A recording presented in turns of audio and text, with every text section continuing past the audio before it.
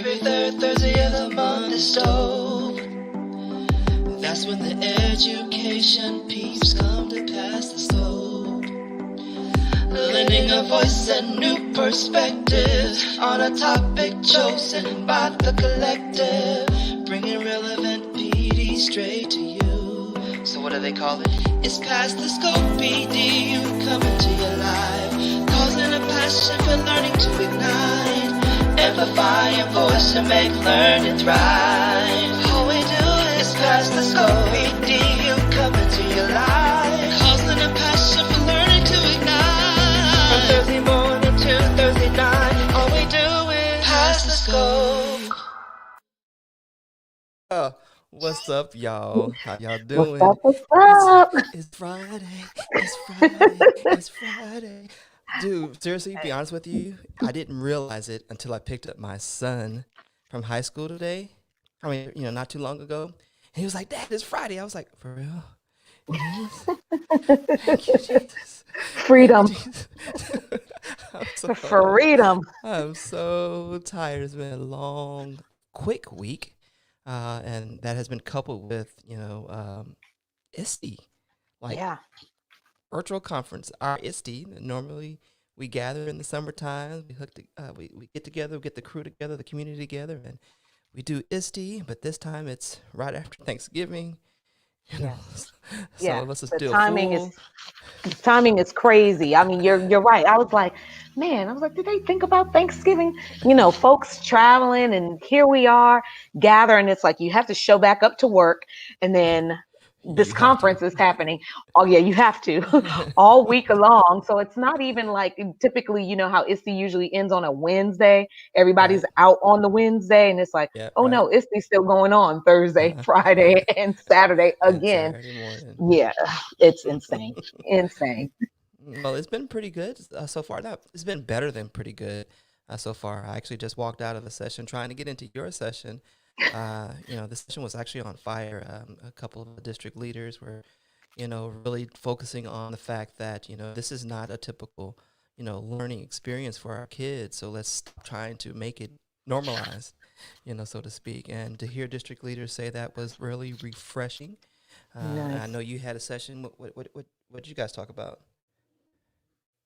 Well, we were talking about the inequities, digital equity, and that paradox with innovation. And so, really defining what innovation is.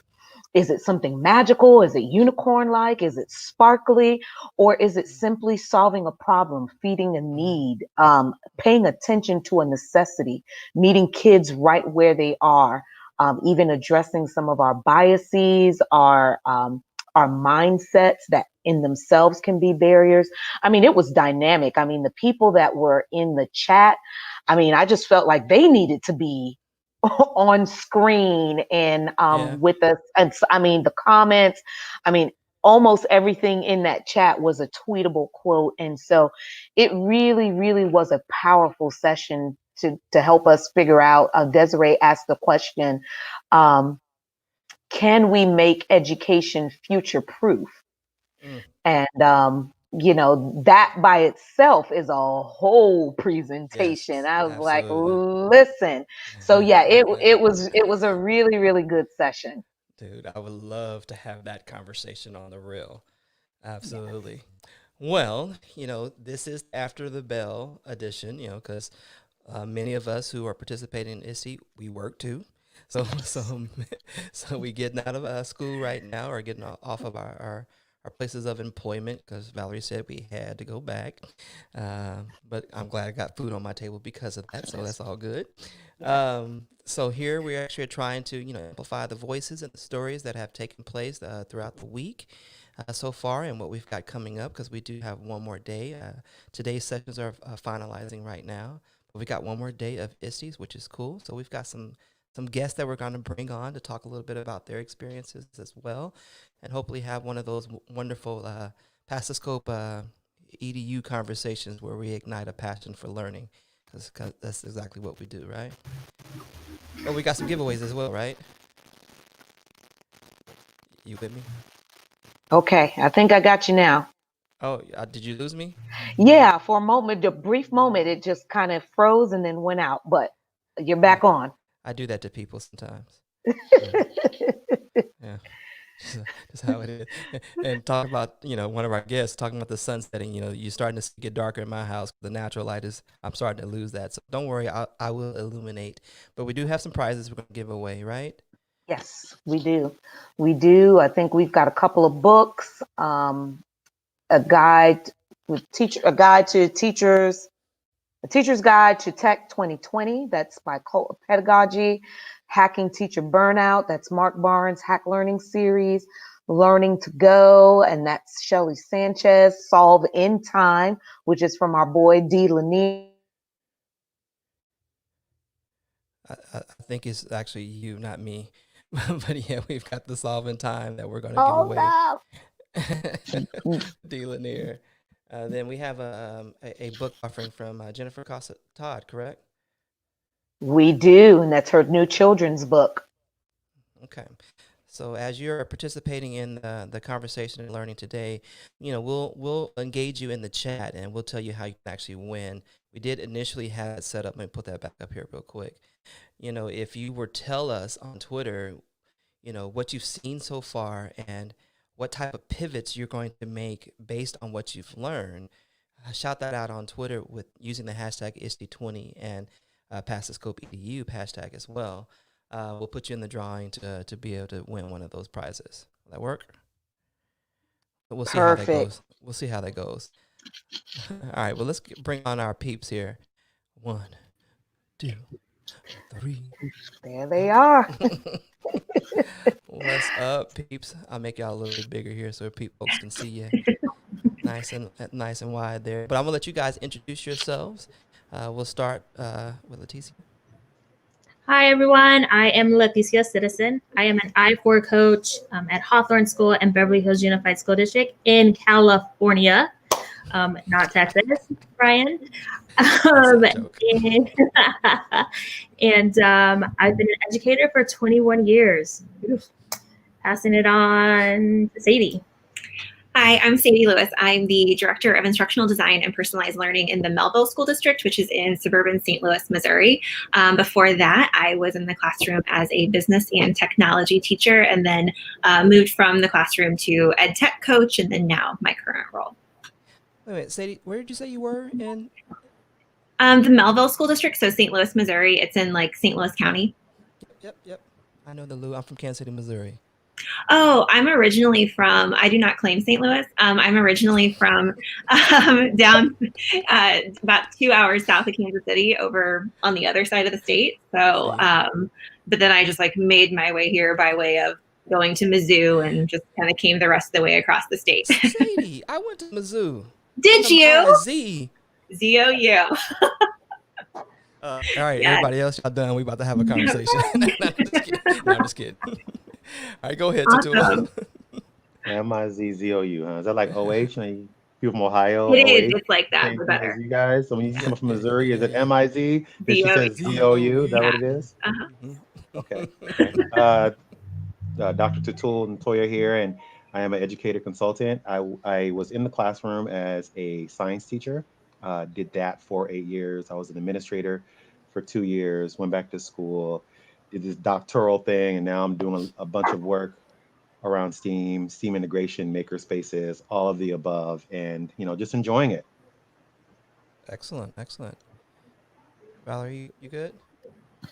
I'm good. I'm thinking with the weather going on here, you know how sometimes when it rains and it starts to cause your internet, I don't know, it's just weird. I don't know why it does that, but I'm getting like spots in and out, but I'm all good. I'm hearing you guys and seeing you guys. If I freeze up, that is falling. That's cool. I just realized that we never really introduced ourselves, in any of these shows this week at all. You want to tell folks who you are?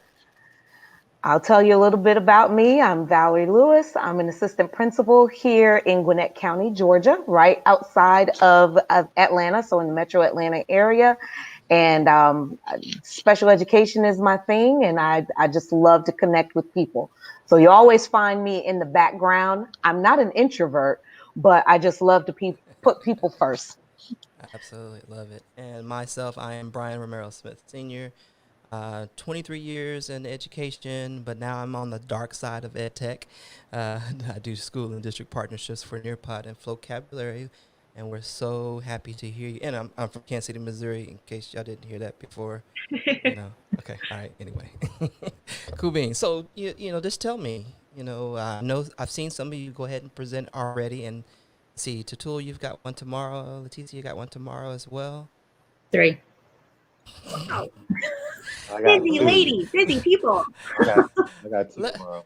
let's start with the the presentation queen here.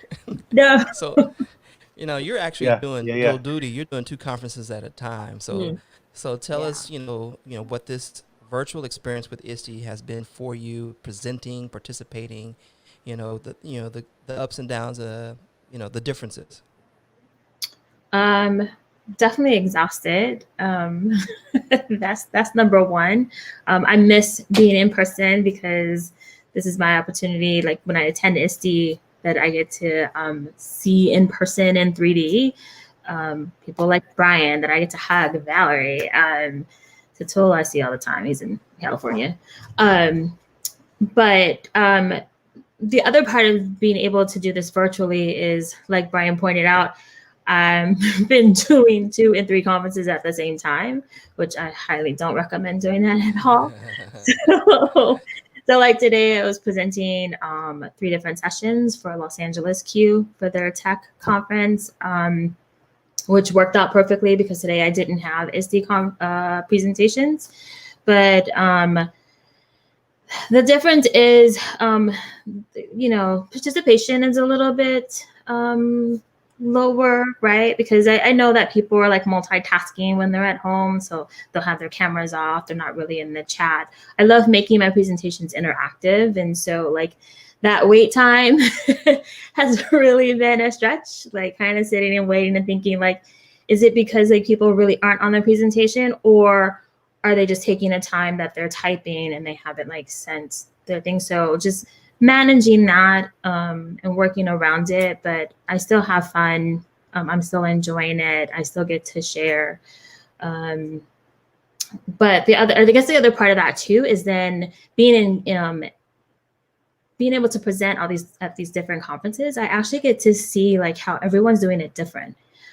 So far, no 2 conferences have done the same thing, which is crazy. It's helped build my skills in terms of like learning different platforms that these different conferences are using. So it helps build me up. But I think that's another part of it that that everybody's like doing it different. And I will say that so far, just giving a shout out to New York, their NiceGate, they have been phenomenal with their setup and their platform that they use, and just finding ways for people to engage and taking time to like have lunch. Yeah, I would. You did that conference too? I did. That was like right before Thanksgiving. So yeah. And I've got to meet like I've still been able to like meet people, right? But doing it virtually, so that's been cool, expanding my network. Yeah. I think it's pretty dope. Like you were saying, people are multitasking. To be honest with you, I've had several tabs open of sessions going on simultaneously because it's all virtual. And I mean, fortunate for me, I have a mixer where I can actually turn the volume down of my different tabs. So I can turn one up when I hear something good, turn the other one down, whatever the case is. For me, it's been the bomb to be able to do it that way, in between, meetings that I have. So, but I definitely get it. And when, Tatul, what's going on, man? Tell us about your experience so far. Nothing much. I didn't really participate much in ISTE this year. I had an Ignite session on Tuesday, and there was some technical glitches there that we Not at went a tech through. conference. What? Yeah, of course not. No. So that was interesting. But we were able to the experience going into the tech conference was I'm sorry, going into the Ignite was great.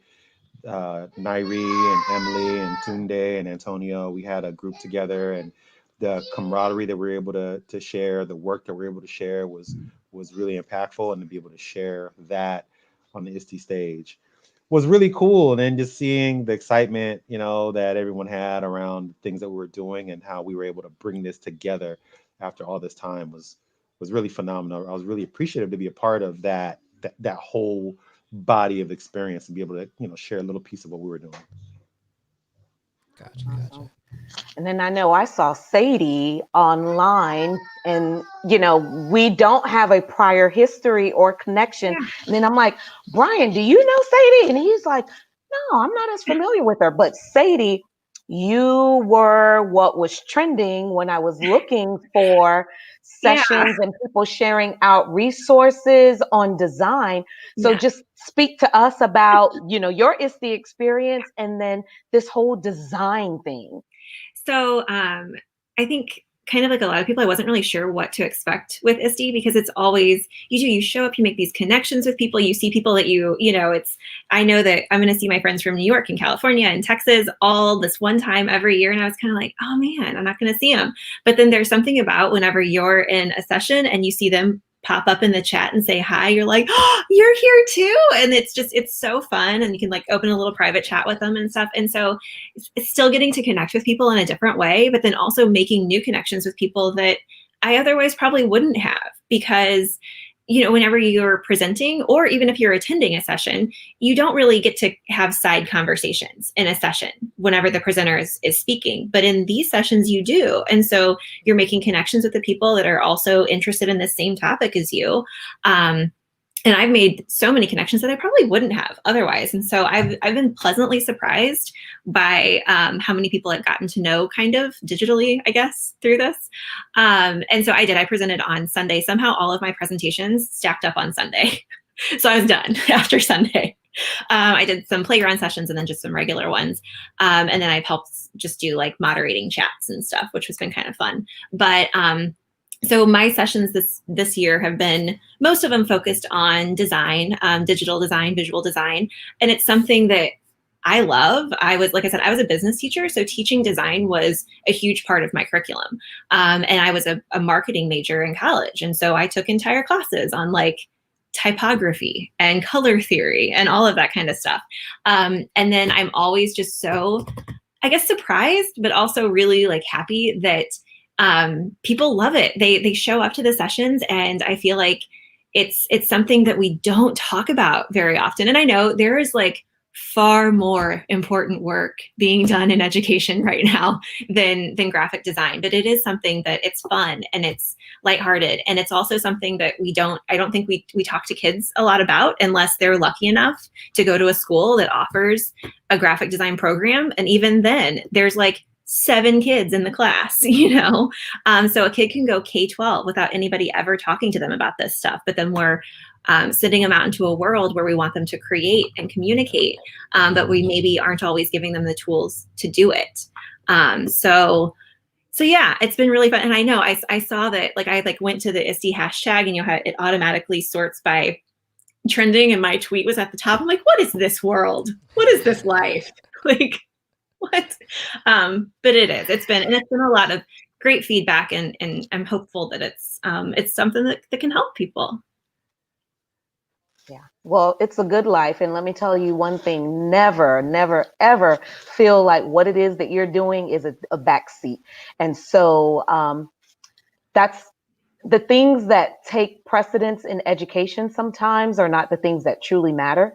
And courses like what you are teaching, I look through that lens. Those are the things that kids really want to get engaged with, because those are the things that help them to create content. It's the things that allow them to express themselves and show up in their real selves. They don't have to come and present themselves as students in a classroom, but to be able to design and to use, like you're saying, typography and tell their stories or things that matter to them are the things that we aren't doing enough of. We aren't helping them to be creative. And so maybe in a time like this, and during a pandemic, maybe people are connecting a little bit more with that. But I absolutely think graphic design, I mean, there's a world of careers around that. Yeah. And that's something, that's another thing you want to talk about, like opening doors for kids and opening doors for kids that don't see themselves in these careers. That's like a door kids don't even know exists, right? So like showing them the door while also opening it for them, because they know a lot of other careers that are out there. But like when you talk to kids about, esports and things like that, there's a whole, you don't want to play the games, there's a whole design component to that. There's a whole design component to that. So everything that we're talking about, and getting kids to create, and we should have them, creating things for social media. Yes, but if it doesn't look good, people are going to scroll past it. And some of the students that maybe don't have access to this kind of stuff in their schools, because their schools can't afford the amazing, okay, I love Adobe, don't get me wrong, I love Adobe, I grew up on Adobe, but like if your school can't afford the Adobe suite, that shouldn't be a door closer for you. And like you can do it with free tools like Google.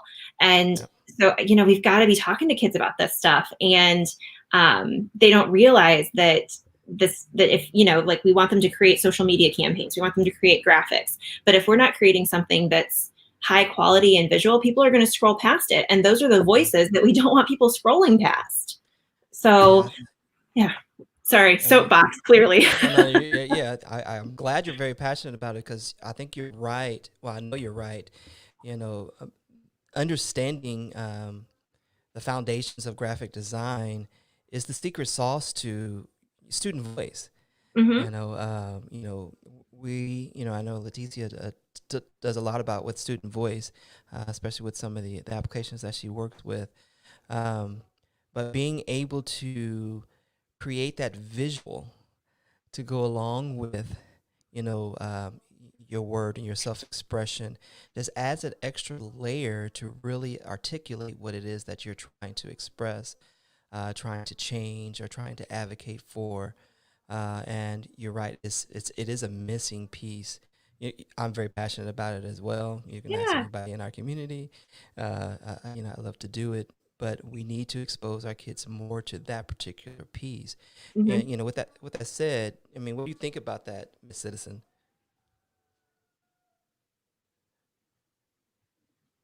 You looking for the mute button for real?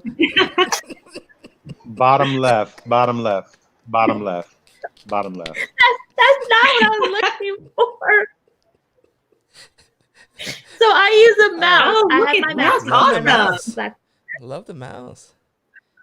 So I have a mouse. So like I was like moving it, but the cursor wouldn't show up, and I have two monitors connected to my computer. So thank you, Tool. I was trying to.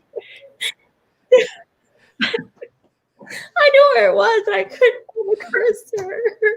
Now you made me forget. What were you asking me? Oh, about the graphic design, right?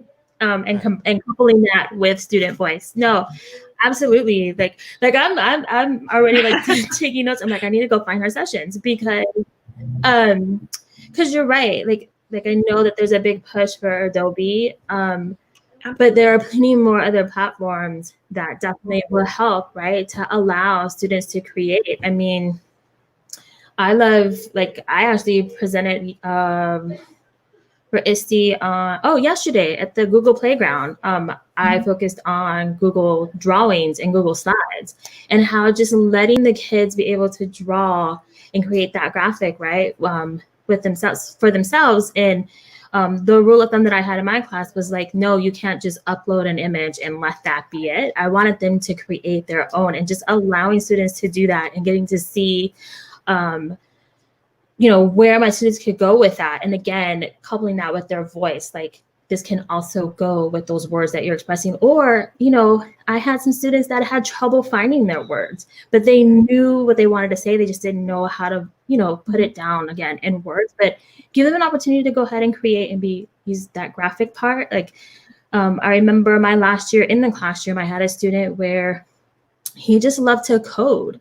And I would tell him, go ahead and create and code, using, what was he using? Scratch. And he was using like all these other programs or whatever. And his mom was like, what are you doing? And I said, if this is going to allow him to express how what he's learning and what he's thinking, then I'm all for it. And I said, but there's a method to my madness. And so at the time that like I really needed him to like write words or go on a video or whatever, I had no pushback, because all this time I was letting him create in the space in the world that like that worked for him.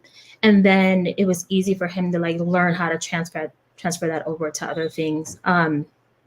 And just helping her to understand, like, hey, like you said, talking about those doors, there's places that like that will take him into. But you're so right. If students don't even know that those doors exist, they're not going to know that they can go ahead and knock on them or break them down or break them open, right? To go ahead and step in and explore with it. And so that's why I love, I know people talk about like, oh, you use so many platforms. And I said, but it wasn't about me. It was about my students and giving them choice and how they're going to create, because they might not know they've got like this secret skill in them that like, maybe they are a singer, or maybe they really do know how to compose or graphic design or whatever that is. But I'm going to give them those opportunities to work with it, play around with it, and who knows what you'll come up with. So when you see that like light come on whenever, you know, a student's creating something, like, again, I use Google Slides. I never had kids open up. It was just open up a Google slide and we would start creating, and not like a traditional slideshow, not a title at the top, bullet points. Right. Bullet points are a lie our English teachers told us in the 90s. You don't need bullet points. If you need bullet points, you have too much info on your slides. But thank you. But like, it's so interesting whenever, you know, you see a kiddo like creating something and say like, have you like taken class? Like, you're really good at this. And did you know you're really good at this? And they're like, no. I'm like, did you know there's other classes you can take? Or what are you thinking about doing in college? Because you could definitely, like, you need to follow this. You need to chase this. Okay. And it's things that they don't even know is out there. But at the same time, if we don't talk to our teachers about this either, right? Like, this isn't part of a pre-service program. The only reason I know this is because I took business classes in high school. And so I was one of those few kids that took a desktop publishing class. And then I was a marketing major in college, and then went back into education. So if teachers aren't exposed to it, and if teachers aren't modeling high quality digital content for their kids, and then holding them to those high expectations, because there's that deficit mindset of like, oh, my kids can't do graphic design. Like, oh my gosh, that's all the time, right? With anything. I mean, deficit, it's, that deficit mindset, that's everything, right? The like, well, my kids can't do this, or my kids can't do that, or I'm going to try the hard stuff with my honors kids, right? Like that, that mindset. Yeah, right. Like, and that's the thing. That's something we have to push back on. As like tech coaches and administrators, we have to push back on that. That's right. Whenever I say like, let's try this design thing, or let's try this new project-based learning, activity, and the default is, let's try this with my honors kids. Let's try. No, your honors kids are fine. Like, let's try it with not your honors kids. Like, let's try it with the class that you're having the issues with. Because I bet if you give them some choice, you're gonna see, like you said, you're gonna see them not give you pushback. No, they're probably the kids with the most creative side, actually. The ones that aren't fitting into your box. Yes. And I know Tatul can probably speak to that, because Tatul, you've been doing a lot of work around STEM, and you've been going into the buildings and the classrooms where kids are creating and not just creating, art or graphic or digital work, but they just are creating. So speak to us about STEM, and then even STEAM, the art side of that as well, and what you've seen and experienced. Yeah, so just listening to what everyone was saying, there's the thing about this whole design process is, if you let the kids be authentic, there's no wrong answers. This is just a representation. This is a representation of what you think the content is saying. And when you lay that out to students that way, and the thing that working with art teachers, I'm all over the place now because you guys said a lot of good stuff, but working with art teachers has been really fantastic, because like the art teachers try to instill this love of the arts to the kids, but the kids always feel like their representation has to look a certain way. It has to look like this, it has to look like that. And if the teacher puts it up on the board, my thing has to look like that. Or if you go in and do a representation piece, that it has to look realistic. And I'm like, No, this is your representation. As long as you can tell me what's on there, it doesn't matter. And when you give the kids that liberty, man, it's like the weight has lifted off their shoulders. Like, I can do whatever I want. And it's always the same thing. The kids say, I can do whatever I want. I'm like, you can do whatever you want. What are you thinking? Let's design it. Let's sketch it. Let's put some color to it. And then you just tell me what this is supposed to be. And kids, the things that they can create when they are given the freedom is amazing. And teacher after teacher after teacher, they always tell me the same thing. This kid did nothing the whole year. We gave them a little bit of freedom to do this project. And I can't believe they could have done this. They had this capabilities. So I think, you know, Sadie, you said something that really resonated with me. Instead of my honors kids, they're the ones who should know all of your kids. And if you give that freedom to all of your kids and you start to show them what high quality design looks like, man, they're gonna meet you. They're gonna meet you exactly where your expectation is, and I'm consistently blown away at what students come up with when given that freedom. Tutul, you're absolutely right. That's why I rarely like to have examples for my students. Like, I didn't want, especially like when we were doing like art or even when they're like creating something, I didn't want to be the one who was like showing like my example or showing what I did, because I didn't want to like taint what they were thinking. Now, if I had a student who was like, I'm stuck, Miss Citizen, I'm hitting a wall, I have no idea what to do, then again, I would go back to the class and say, hey, who wants to show like what they've already started? Like we would take time out to be like, hey, let's go ahead and like share out some of your ideas, share out some of, you know, what you've already started to create, because I knew they were all going to look different. I mean, you're going to have a couple of kids who are going to like look over your shoulder and like try to imitate yours, but I rarely wanted to show an example because of that, Tutul, because I didn't want it to all be cookie cutter, right? And like you said, I didn't want to, and that was the other thing too, in terms of like what was displayed in my classroom, students got to control what went up. So they had the whole wall where, hey, you get to put up whatever you want. And I didn't want where like everybody did the sailboat, everybody did this one writing, right? It was like, you own it, you decide if you want to put it up. If you don't want to, then you keep it in the space where you want. But like, I wanted them to really take ownership and really love what they were doing. So I love that what you said to do. And I think that kids are just used, especially our older kids now, kids are so used to just getting that recipe from their teacher, right? From all of like, I did that, right? Whenever I was like teaching, there would be times that I would give them, this is our project, here's your rubric, see you Thursday, you know, and that's what it is. And then they follow this recipe and they give you all the same product. And then we're shocked that we're bored sitting through 2 class periods of the exact same presentation, right? Them just reading slides to us.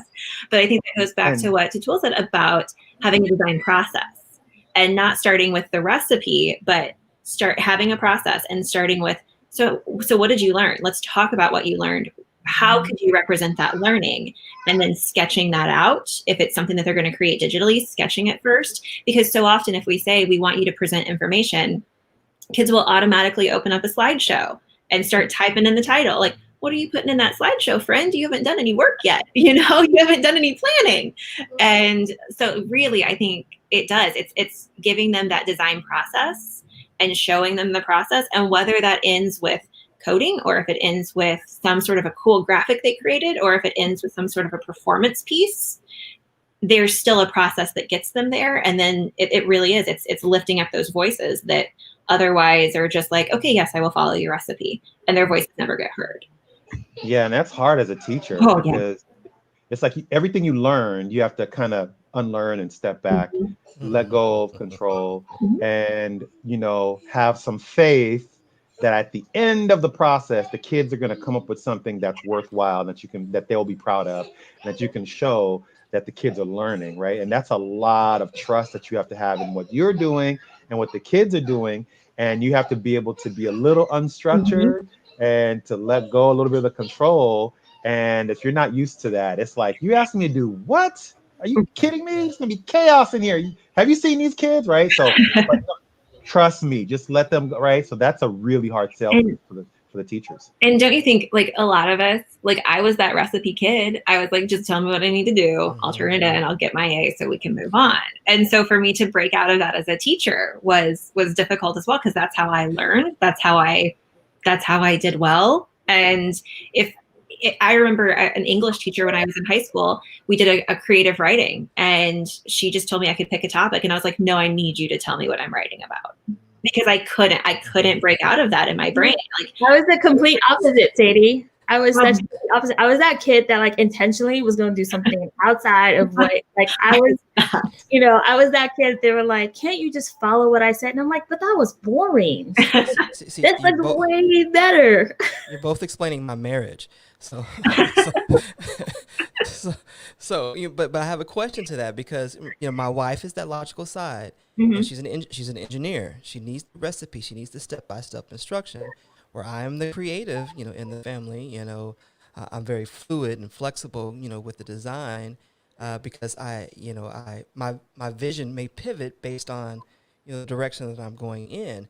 But while we're virtual, we've got parents who are on that linear side, the logical side, that whereas we go to ISTE and we talk about encouraging people to be creative, to take risk, and allow our students to do what we're talking about, but how do we help our parents understand, who are looking for the textbook, who are looking for the written down instructions, how do we, I don't necessarily want to use the word convince, but how do we encourage them that it's not necessarily about the product, it's about the process?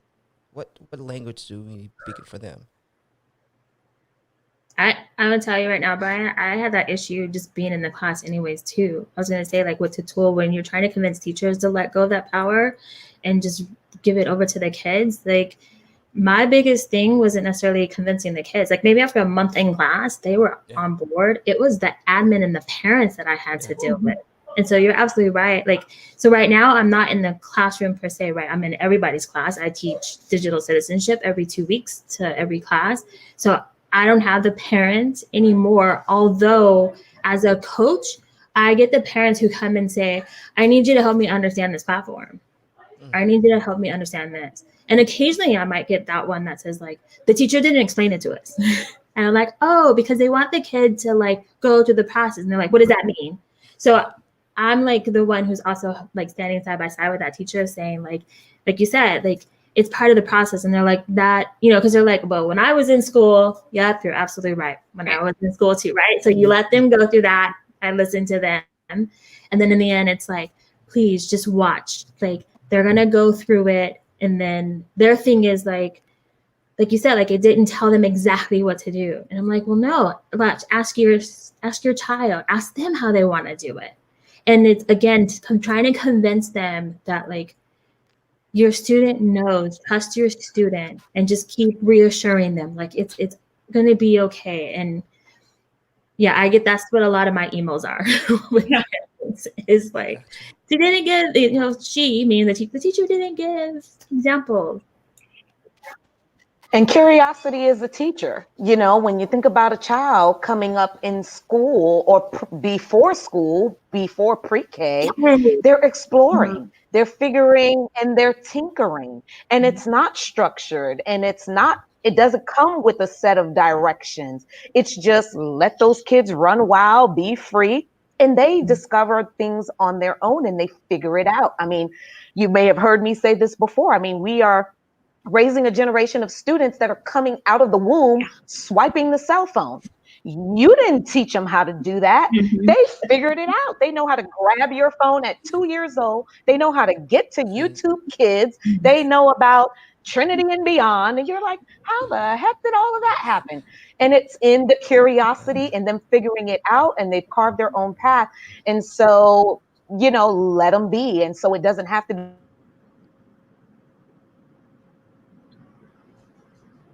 Yep, it doesn't have to be about that. That's what she was Maybe saying. that travel That's what it is. Oh, no. school to school. Maybe it's the exposure to different things that allows people to see things in a different way. And like Sadie said, if we're not teaching how graphic designs can really give kids a powerful career in some other thing, they just don't see it. And so you got to travel a little bit outside of our comfort zones. And I think with like parents now, that's something that we've seen in our district, because we started all virtual and then pretty quickly went back elementary K-5 to a blended model. So like half the kids are there Tuesday, Thursday, half the kids are there Wednesday, Friday, and then Mondays are virtual. Something that we realized really quickly was I think parents have just for so long assumed that FaceTime with teacher means learning. FaceTime without teacher means not learning. And so if my child is virtual and they're not sitting at a lecture, a Google Meet lecture with a student, with a teacher, they must not be learning. And so when a teacher says, okay, guys, I'm going to let you guys go off, and gives them whatever it is they're working on, doing some inquiry work where they're going to pull them back and do small group work while everybody else is kind of researching and stuff, that downtime that parents see, that's a big pushback that we've gotten from a lot of our parents, especially my district's kind of weird. The south side is super affluent. The north side is the exact opposite. It's a very interesting dynamic in our district.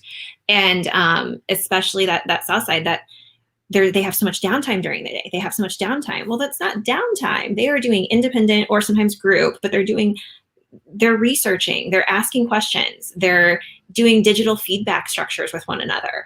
But it's just seen as if, and I think that's where the shift has to happen, where just because I am face-to-face with a teacher, that is not the only time I'm learning, right? Like not face-to-face with a teacher doesn't have to equal not learning. We do like some of our buildings, I have 17 buildings in my district, so we're mid-sized for our area. But some of our elementary schools and middle schools do student-led conferences. And so the teacher doesn't talk in the conference, the students do. Parents don't like it. The parents want to hear from the teacher.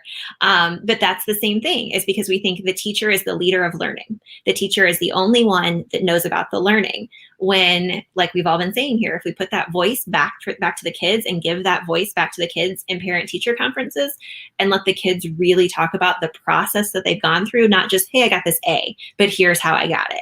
Mm-hmm. And this is what I learned. I wonder if that could start to like shift the mindset of parents.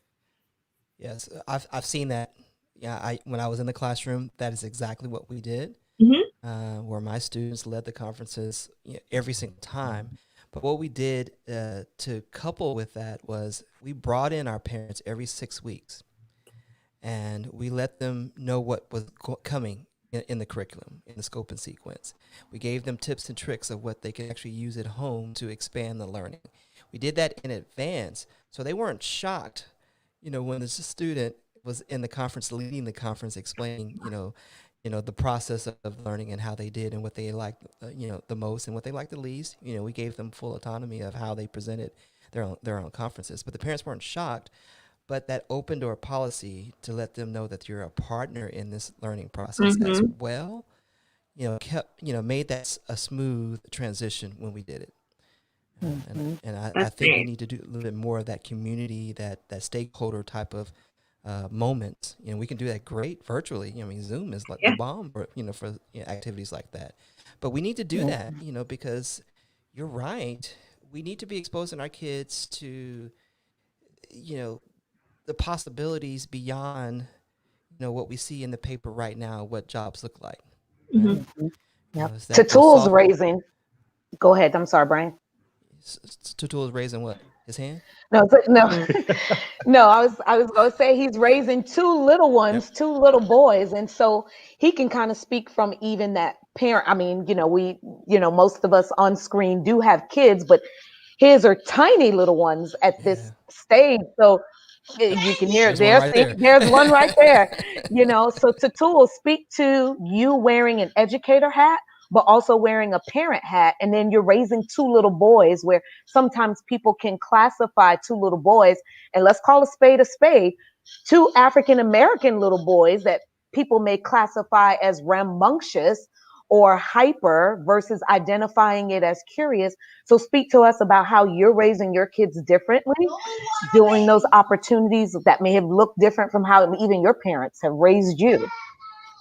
Yeah, so one of the things that's been really interesting is that if they were in school, it would, I feel like I wouldn't have been as connected with what's going on, right? Because you go to school, your teacher's doing whatever. How was school today? And you know they're young, so he can't really talk about what he did. But great, you made it back home, you're safe. But now I can see what he's doing. I can see his progress. If I have questions, I can reach out to the teacher, and she tells me what they're doing. If I'm unclear what he's supposed to be doing, I can everything is there. And on top of it, it's added more responsibility to me that his teacher isn't the only one who's responsible for educating him. Like I've got a skin in the game too. So we have to do some things. I have to be able to extend his learning. And I know that he's going to be able to do XYZ in classes, but what can we do as an extension? What can we do when we go outside? We were doing some experiments at the beginning of the school year. We've got some other things that I want him to do. We've been, and I keep saying to myself, well, I want his learning to just be continued. Like there's always learning happening wherever we go. We're driving in cars. So I think it's forced me as a parent in this learning environment to like be an active participant in his learning process. Whereas before, like when he was in preschool, I just kind of drop him off and do his thing. He had a great teacher and he had fun, and I do my thing, pick him up. My job is done. I pick him up, come home, he eats, goes to sleep, right? But now, man, I got responsibilities. I got to make sure that he knows what he's doing. I got to be like the discipline, like he's out of his seat. So me and the teacher, there's like this model going on. And Brian, you made a great point that the relationship piece is really important. Having the relationships between the parents and the teachers. And how do we authentically involve parents in the learning process so they're just not dropping the kids off and you're like the de facto babysitter, but like this is there's actual relationship here that we have to work together in order to fully educate my child. And that would have never happened had it not been for this virtual learning. And do you think that'll maybe that's something that we take forward, right, from all of this, is that when things are back to normal, whatever normal ends up looking like, I do wonder if there will be a stronger sense that homeschool connection that we've been talking for years in, especially on like the north side of my district, like that homeschool connection and getting the parents connected with the school and getting them there. I wonder if that's something that we will take forward, that, we can continue to build upon and having that relationship between them. I hope so. I hope, when we go back, whatever go back means, that we've learned so much in this year and a half that we can take that into the future with us. And that we can continue to do these things, because there's some best practices that are coming out of it. And parent participation, student, all the stuff that we're learning right now, what does that look like now that we're going to be in person? Or who knows, maybe next fall the parents are just going to drop them off and be like, they're yours this year. Like we need a break. Yeah. Even we were just talking about our numbers for second semester, and where majority of the students were digital learners, August through December. Well, guess what majority is going to be in January? In-person learners. The parents are like, oh, y'all can have them now. Forget next school year. They are bringing them back. And so it is what it is. And I wanted to just show you guys this because the conversation led me to, and let me see if I can get it on screen. So I came across, I'm trying to position.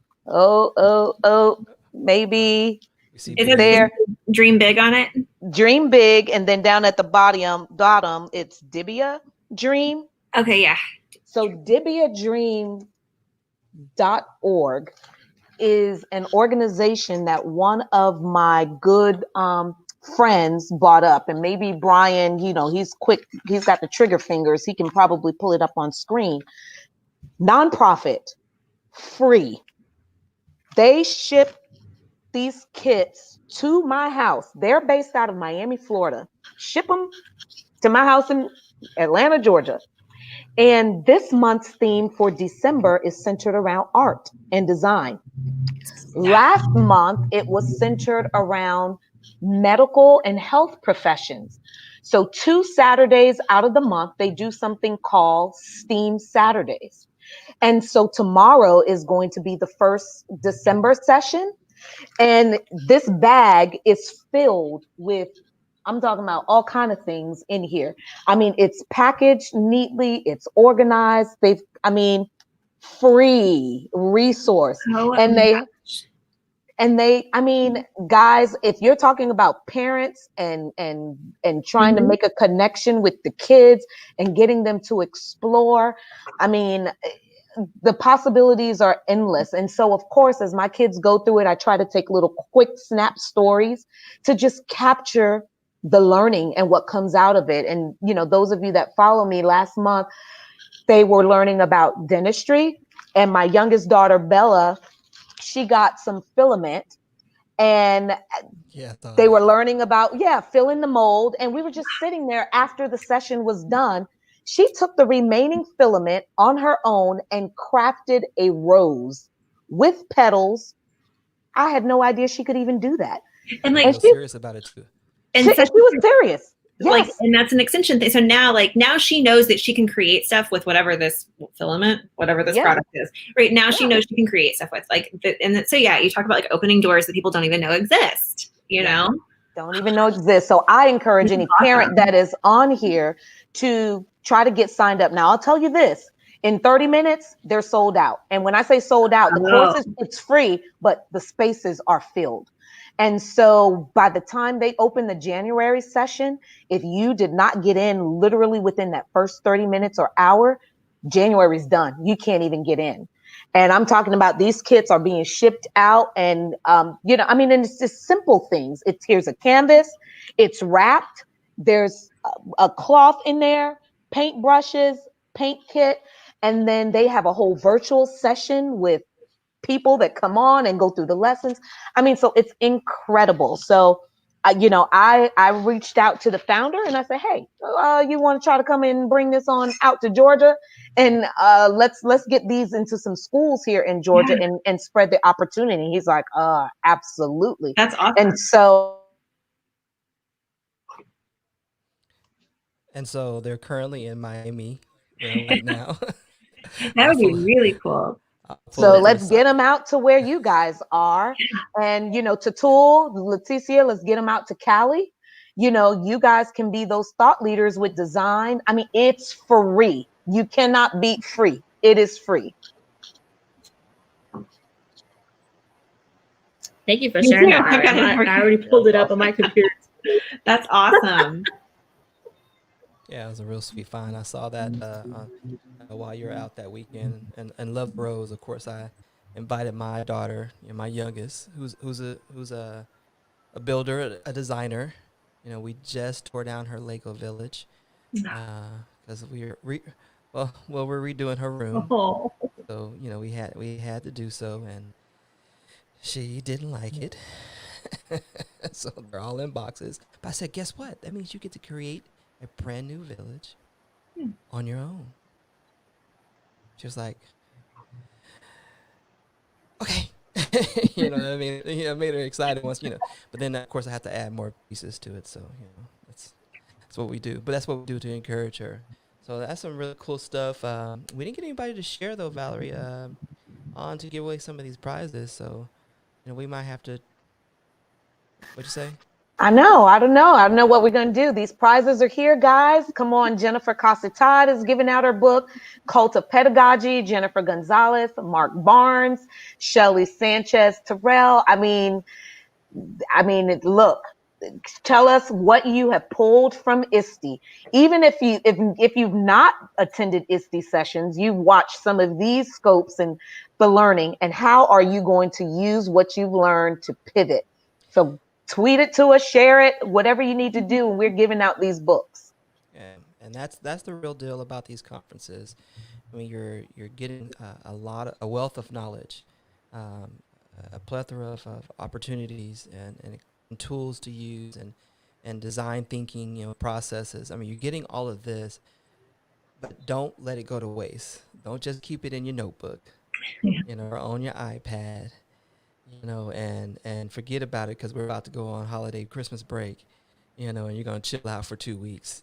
How are you going to actually use this to not only to change the way that you're looking at how you instruct, or what learning looks like, but how you engage students in a brand new way. Because here's another thing we're going to get rid of.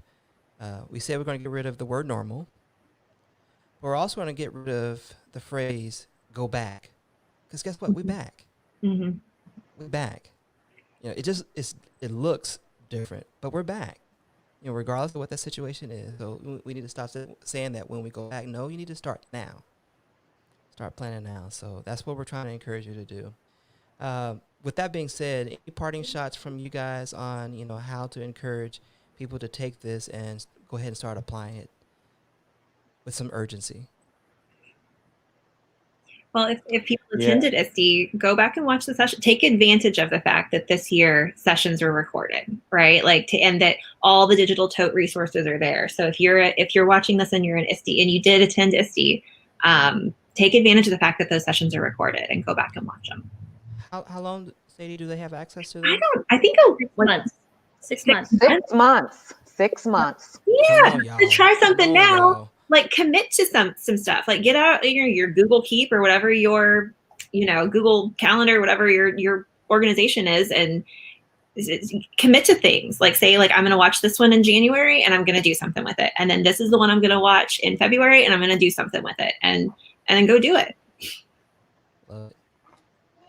Yeah, I'm gonna kind of piggyback off of that. And there's a lot that you learn that you hear about, and it may seem overwhelming. But if you just do one thing, just find one, just something small, try it out, see some success. Great. Let me go on to the next one because I have access to it. You have until the end of the school years, Right. practically. So just find something. Don't feel like you have to do it all, because there's so much out there to do. I feel like that sometimes. Like, dang, I got Leticia brings this brand new thing. I'm like, oh, I gotta learn that too. Oh, look at what I'm doing. I gotta learn that too. But just find one thing that you just that you want to do that's new, that's different, that's fresh, and just try it. And then dive into that. And then once you feel good about that, try the next thing.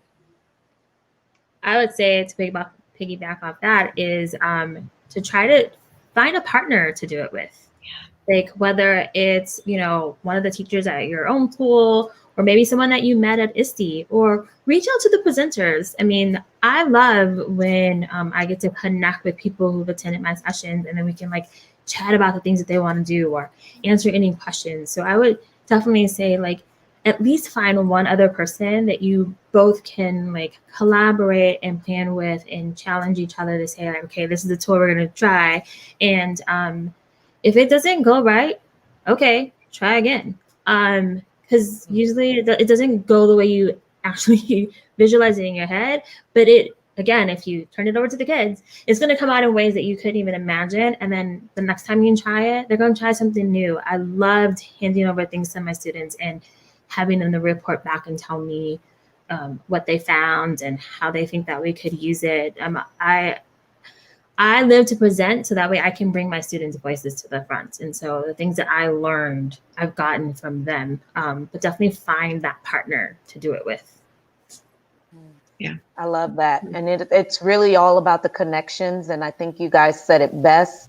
Sadie, Leticia, when you're connecting with people in your circle and Tatul like, okay, now Tatul, don't let Leticia take you down this serial presenter track that she's got going on, trying to keep up with her. She may cause you to run ragged. Already started.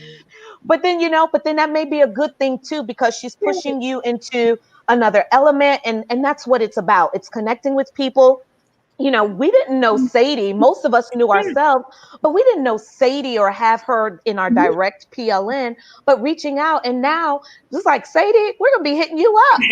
Yep. We're going to be, we're going to be looking at these graphics and the design that she's talking about. And so that's where the growth and the magic happens. When you can't travel the world, well, just connect on Twitter, connect on Voxer. Yeah. And that's in a sense traveling the world, because you're going to get insights from people from different regions, different experiences, different cultures. And that's where the magic in learning truly happens. So, do that and learn and continue to learn and never stop learning. Well said, and we'll allow that to be our parting shots for the evening. We want to thank our guests for joining us today on Day 6 of ISTE. Wow, 6 days. Yeah. Jeez. Right. I mean, very insightful information that was shared tonight. Thank you for being open, to come on and share it with us. Make sure you guys check out Leticia tomorrow. She's got 3 sessions, I think she said. Yes, 3. Tutul, you have one tomorrow as well. Yes, we actually have Right. one together. One together. We have one together at 11:30, I think it is. Leticia? Yep, 11:30. 11:30, and I have one at 9 with Dr. Alexander, Ari, Alicia, and Jason. It's gonna be pretty good. Is that the Usually- one about the speakers coming into the getting into the speaking space? Is that the one, Tutul? Yeah, how to how to get into the speaking presenting space. Mhm. Excellent. I saw that. Excellent. Excellent. So as normal, ladies and gentlemen, those that are watching still, we will share out each of their sessions, the ones that have already been completed, because you can go back and look at those recordings, and the ones that are forthcoming, put that out on the graphic for you so you can actually make sure you support them and then learn something from them so you can actually take it back to where you actually do your learning experiences. So once again, thank you for joining us, and we'll see you one more day. We're actually going to be on in the morning at 9 o'clock Central Standard Time to go ahead and close it out and look at the rest of the session for the day. And maybe at one point past the scope, we'll do maybe like a follow up to this. I'm just throwing that out there, Valerie. Who knows? All right, ladies and gentlemen, we'll see you guys tomorrow. Have a good night.